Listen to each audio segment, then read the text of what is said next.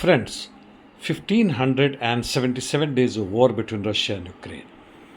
And what you see behind is a small summary of whatever is happening in Mali and how Russian armed forces are helping there in name of African Corps.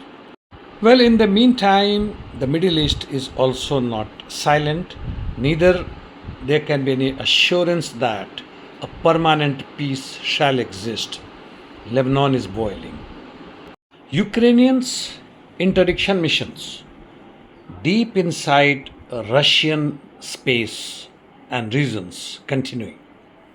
The Western experts, military as well as intelligence, claim that Russians' air defense is not sufficient to now withhold this kind of attack where hundreds of drones are reaching Moscow, Crimea, and other fortified regions. As far as red line is concerned, that is long back evaporated. Russians do not talk about it anymore. Neither their political or military leaders. On ground, Russians advanced, albeit pretty slow, continues in Sumy region as well as Volchansk, that is north of Kharkov. In eastern part, Kupiansk is by and large stagnant with minor gains here and there for both the parties, and similar situation in Lyman.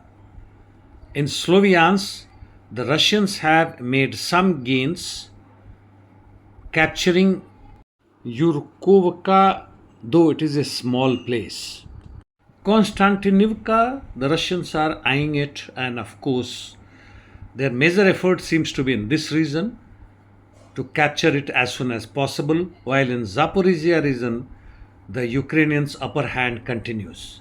In Syria, fight continues between the rebels and the present Syrian government armed forces, which is being aided by the American armed forces as well as Israel's defense forces and Mossad. Syria is no man's land as far as American imperialism and Israeli Zionist regime is concerned. Hezbollah's resistance is worthy of its name and its preparations, while IDF continues bombing Lebanon. And it doesn't matter as far as IDF is concerned whether America and Iran have signed some pacts and they're looking forward to deepen it. As far as Strait of Hormuz is concerned, nobody knows what is happening.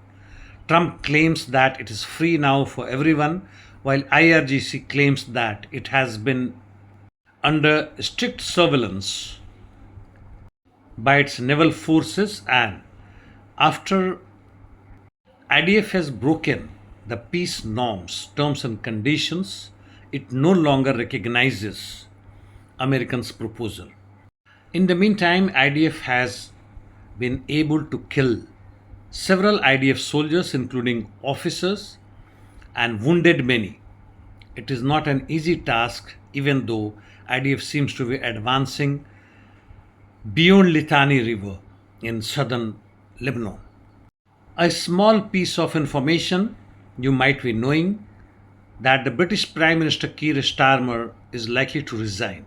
This is not a big news by any chance. This does not make any difference as far as the working people of Britain or the global environment, political, economic, military is concerned. Global climate continues to get deteriorated. And that's all for the day, friends. See you tomorrow. Thank you.